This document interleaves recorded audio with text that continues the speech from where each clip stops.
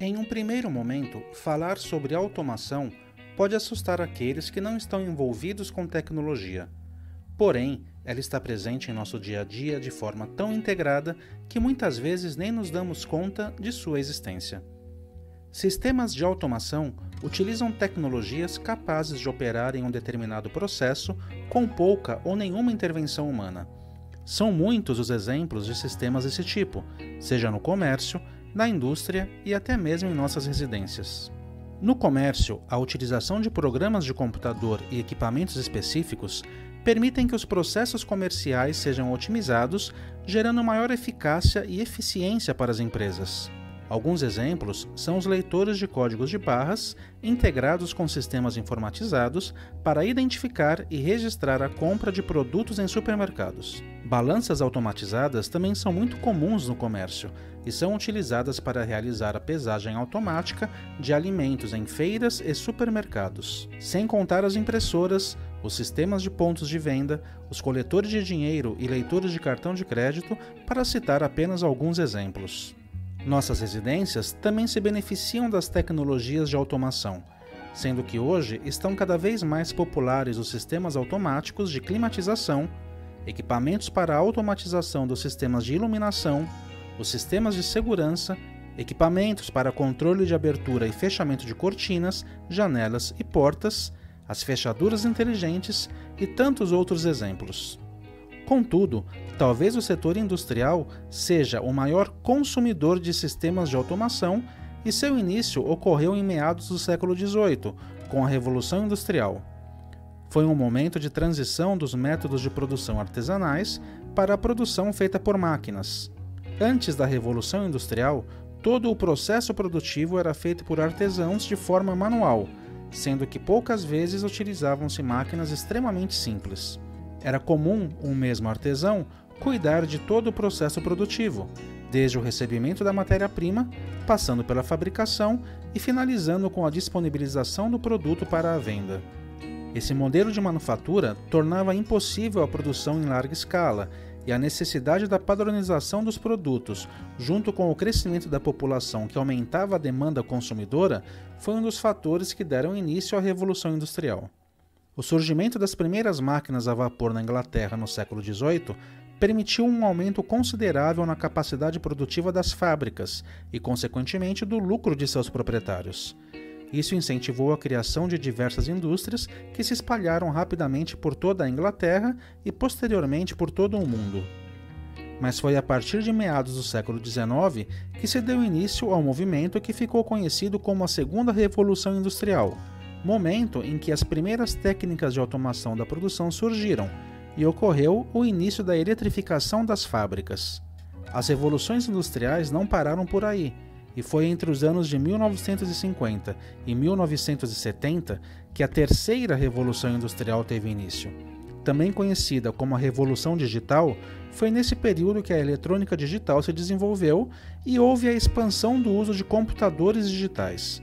O desenvolvimento em tecnologia eletrônica, dos semicondutores e das telecomunicações serviram e ainda servem como combustível para o desenvolvimento da automação industrial como conhecemos hoje.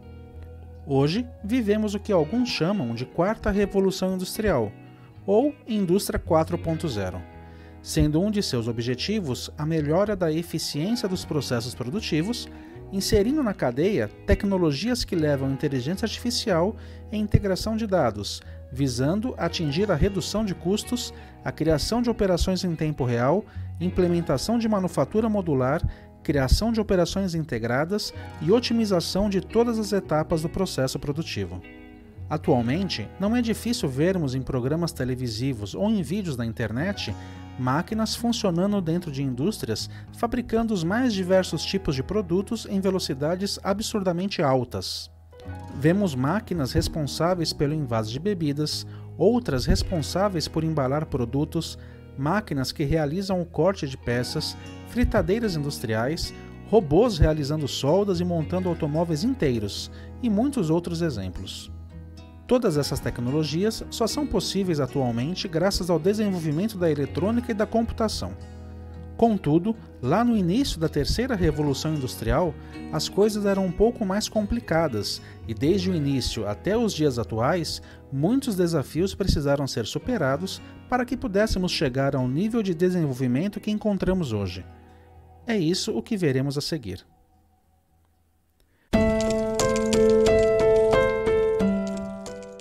Talvez o primeiro sistema de automação criado pelo homem tenha sido o clepícidra, ou relógio d'água. Tratava-se de um sistema que utilizava a força da gravidade para medir a passagem do tempo utilizando o mesmo princípio da ampulheta. Há indícios de sua utilização na 18ª dinastia egípcia em 1400 a.C., na era de Amenófis III. Mas não precisamos voltar tanto assim no tempo. Com a Revolução Industrial, especialmente a partir da terceira Revolução Industrial, a mecanização da linha de produção fez surgir a necessidade de sistemas de controle cada vez mais complexos, tais como controladores de temperatura, controladores de vazão, controladores de velocidade, entre outros. As máquinas precisavam ser monitoradas constantemente por operadores que ficavam de olho em gráficos que eram plotados por instrumentos de medidas para que pudessem agir em momentos críticos, como por exemplo, acionando manualmente um sistema de refrigeração quando um superaquecimento era identificado nas máquinas monitoradas. O desenvolvimento do amplificador eletrônico na década de 1920 e estudos na área de telecomunicações foram muito importantes para o desenvolvimento da teoria do controle, que tem por finalidade tratar do comportamento de sistemas dinâmicos, manipulando as entradas dos mesmos, a fim de se obter o efeito desejado em suas saídas. Para facilitar, imagine que esse sistema dinâmico seja uma pessoa dirigindo um automóvel cuja velocidade deva ser mantida constante em 50 km por hora. O controle desse sistema é feito pela pessoa que está ao volante e que deve ficar monitorando o velocímetro e regulando a pressão que ela exerce sobre o pedal do acelerador e do freio, a fim de manter a velocidade constante dentro do valor desejado. Nesse sistema, a entrada é o valor lido no velocímetro e a saída é a pressão exercida sobre os pedais. O controle, nesse caso, é feito pelo ser humano. Dentro de uma indústria, os sistemas de controle são fundamentais para se evitar acidentes e para conseguir manter os parâmetros do processo produtivo dentro dos valores esperados. No início da eletrificação das fábricas, muitos estudos foram necessários para criar os fundamentos da teoria de controle, e o trabalho de pessoas como a matemática e engenheira alemã Irmgard Fuglotz foi crucial para chegarmos ao nível de desenvolvimento como que temos atualmente. Rápidas transformações e desenvolvimentos surgiram a partir do século XX, e a lógica de funcionamento das máquinas que determinava a sequência de funcionamento de cada elemento durante o processo produtivo passou a ser feita por meio de painéis elétricos construídos com um arranjo inteligente de dispositivos eletromecânicos tais como os relés. A criação, operação e manutenção desses painéis começou a se tornar cada vez mais complexa e novas tecnologias surgiram para facilitar o trabalho de engenheiros, técnicos e operários. Surgiu então a linguagem ladder, que em conjunto com os controladores lógicos programáveis, os CLPs, trouxe enorme ganho de produtividade no desenvolvimento e implantação de projetos de automação industrial. Os CLPs são basicamente uma versão mais inteligente dos antigos painéis elétricos que, ao invés de dispositivos eletromecânicos como os relés, utilizam semicondutores para o acionamento de dispositivos por meio de uma lógica criada utilizando-se um tipo de linguagem de programação. Com os CLPs, o monitoramento e comando de máquinas, seguindo a lógica específica do processo, passou a ser possível de ser feito de forma muito mais intuitiva, produtiva e com qualidade. Os CLPs surgiram na década de 1960 e ainda hoje são muito utilizados e de extrema importância na automação industrial. Contudo, o desenvolvimento dos microprocessadores utilizados nos CLPs abriu caminho para o desenvolvimento dos microcontroladores a partir da década de 1970. Enquanto os microprocessadores são voltados exclusivamente para a realização de cálculos aritméticos em alta velocidade e necessitam de diversos dispositivos externos para funcionarem em aplicações práticas, tais como memórias e dispositivos de entrada e saída de dados, os microcontroladores agregam dentro do mesmo componente todos esses dispositivos e, ao contrário dos microprocessadores, costumam gastar menos energia. Diferentemente dos microprocessadores, que costumam ser utilizados em sistemas mais complexos, multiuso e com sistemas operacionais mais avançados, os microcontroladores costumam ser utilizados para realizarem tarefas muito específicas e são comumente empregados em equipamentos médicos, automóveis, eletrodomésticos, brinquedos e muitos outros. Apesar dos microcontroladores existirem desde a década de 1970, a popularização da tecnologia obteve um grande salto a partir do ano de 2005, com o surgimento da plataforma italiana Arduino e da enorme comunidade de desenvolvedores que se formou ao redor dela. A facilidade trazida pela plataforma para os entusiastas e profissionais da eletrônica e todo o ecossistema que se tornou ao redor dela fez com que a tecnologia se tornasse extremamente popular, a ponto de permitir que pessoas das mais diversas áreas iniciassem os seus estudos no desenvolvimento de projetos eletrônicos. As diversas versões da placa Arduino utilizam os microcontroladores da fabricante Atmel, que foi comprada em 2016 por uma gigante do mundo dos microcontroladores, a empresa Microchip Technology, criadora da famosa linha de microcontroladores PIC. Com o Arduino, literalmente milhares de projetos eletrônicos surgiram, e muitos outros milhares ainda surgirão, criado tanto por profissionais da engenharia quanto por curiosos e hobbyistas da eletrônica. A plataforma oferece uma linguagem de programação fácil de ser aprendida e que permite a interação com o hardware de sua placa para realizar a leitura de sensores, como os de temperatura, pressão, luminosidade, os sensores magnéticos, entre outros, e o acionamento de atuadores, tais como motores, eletroválvulas, sirenes e uma infinidade de outros dispositivos.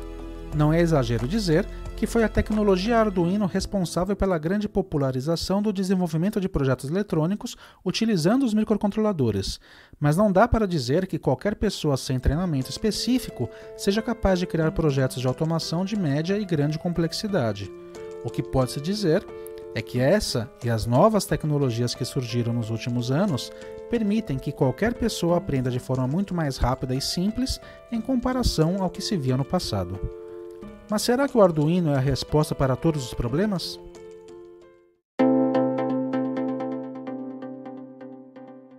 O Arduino e a tecnologia de microcontroladores e microprocessadores é incrível. É possível desenvolver praticamente qualquer tipo de projeto com elas. Mas será que devemos utilizá-las para qualquer tipo de projeto? Uma quantidade considerável de projetos eletrônicos, inclusive de automação, consiste em realizar pequenas ações mais simples que, ao trabalharem em conjunto, geram um sistema mais complexo. A não ser que o problema que está sendo resolvido com a ajuda da eletrônica envolva a utilização de lógicas consideravelmente complexas, nem sempre vale a pena utilizar plataformas como a Arduino, por exemplo. No momento da gravação desse vídeo, no início de 2022, o preço da placa compatível com a mais popular da plataforma Arduino é de aproximadamente R$50. E esse preço é de uma placa chinesa, nem é a da marca original da empresa Arduino. Esse valor é sem o cabo para programação e sem a fonte de alimentação. A versão mais barata, o Arduino Nano, custa em torno de R$35. Se juntar o valor do cabo e da fonte de alimentação, chega-se facilmente a R$100. A esses valores, ainda é preciso considerar a necessidade de se ter um computador para poder realizar a programação do microcontrolador. É fácil perceber que, em relação ao custo, dependendo do projeto, pode não valer a pena utilizar uma plataforma como o Arduino. Outro aspecto a ser considerado quando se decide pela escolha de uma plataforma microcontrolada é a necessidade de se ter conhecimentos sobre programação de computadores. Apesar da linguagem de programação utilizada pelo Arduino ser relativamente simples de se aprender, trata-se de um conhecimento especializado que exige certo esforço para se dominar, e dependendo do projeto a ser desenvolvido, pode ser um item adicional a ser considerado que não seria preciso se outra abordagem de projeto fosse escolhida.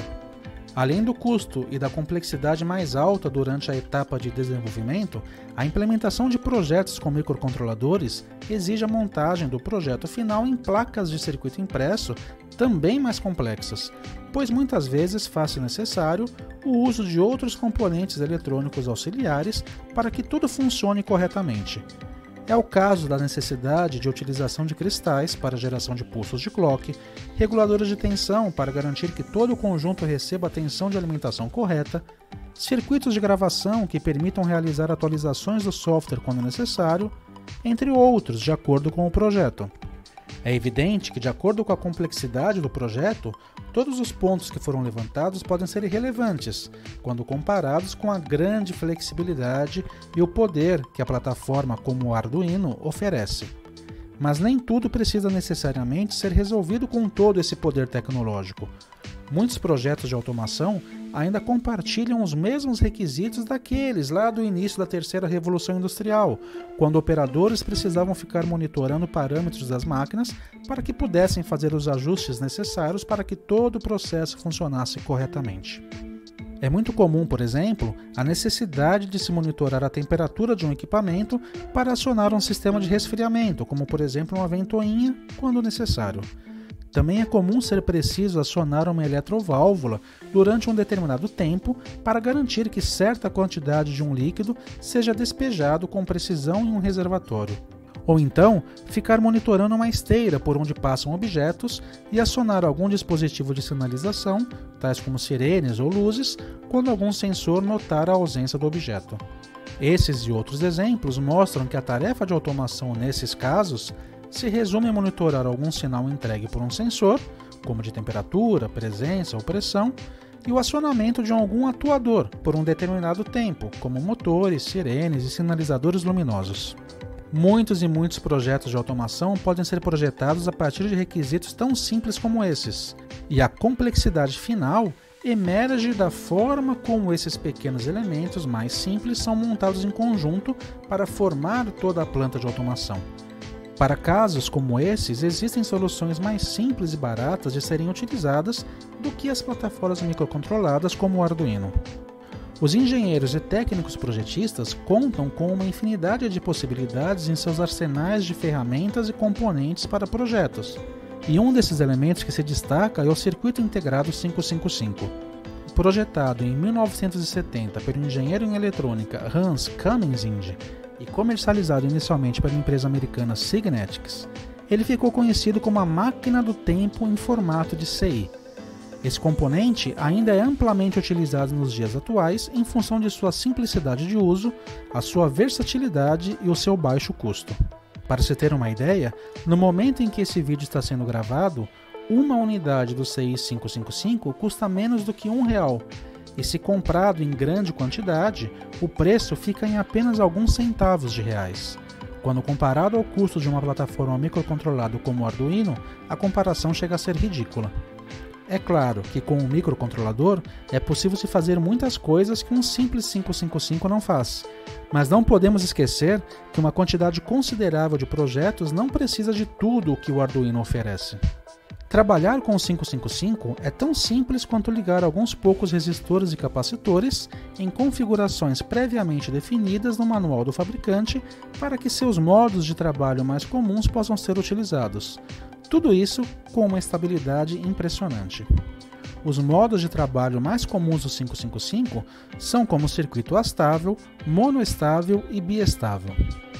No modo astável, o circuito é capaz de gerar em sua saída um sinal em forma de onda quadrada em frequências de alguns poucos hertz até centenas de milhares de hertz. Nesse modo, centenas de tipos de projetos podem ser construídos, sendo os mais comuns os sinalizadores luminosos, os sintetizadores de som, alarmes, inversores de frequência, controles de motores por PWM, transmissores de onda de rádio AM/FM, dobradores de tensão, fontes chaveadas, capacímetros, eletroestimuladores, transmissores de infravermelho e muitos outros tipos de projetos.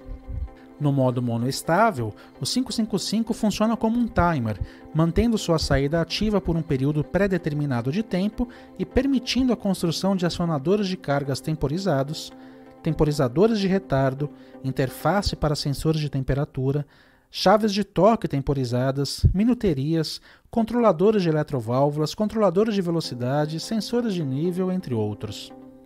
Finalmente, no modo biestável, o 555 pode trabalhar como um dispositivo de memória, mantendo a sua saída ativada ou desativada, de acordo com combinações apresentadas em suas entradas e podendo ser utilizado em uma quantidade incontável de projetos de eletrônica digital. Todos os exemplos apresentados são apenas a ponta do iceberg de projetos que podem ser desenvolvidos com as configurações tradicionais do CI 555. Mas a versatilidade do componente não para por aí.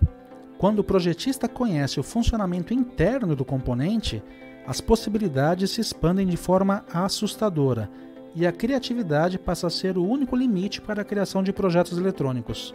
E tudo isso por apenas R$1. Quando muito, R$2 ou R$3 se considerarmos um ou outro componente adicional que possa ser necessário para os projetos. E não é demais citar que, por ter um consumo de energia muito baixo, na ordem de poucos miliamperes, mesmo alimentando-o com pilhas, a sua autonomia é enorme. Mesmo quando as características de um determinado projeto mostrarem que o 555 é incapaz de resolver o problema, ele pode ser utilizado em conjunto com plataformas como o Arduino, para expandir ainda mais as capacidades dos microcontroladores.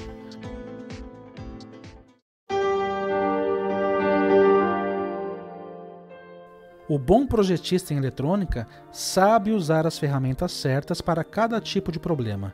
Certamente o CI 555 não é um matador de Arduinos, e nunca será. Ele possui as suas limitações, mas sem dúvida alguma, o domínio desse componente em níveis de conhecimento além do trivial pode representar o diferencial no desenvolvimento de qualquer projeto, trazendo economia, produtividade e simplicidade para uma ampla gama de situações. Plataformas microcontroladas como o Arduino revolucionaram o mundo da eletrônica e permitiram que milhares de profissionais de outras áreas e até entusiastas da eletrônica se enveredassem no mundo de projetos em eletrônica, mas conhecer e dominar tecnologias de vanguarda, utilizando-as com sabedoria e criatividade, é o que separa os curiosos dos profissionais. Se você gostou desse vídeo e ficou interessado em conhecer mais e até mesmo dominar o circuito integrado 555, conheça o e-book do Laboratório de Eletrônica 555 Segredos Revelados. Tudo o que você sempre desejou saber sobre esse, que é um dos mais populares e importantes CIs de todos os tempos. Um grande abraço e até a próxima!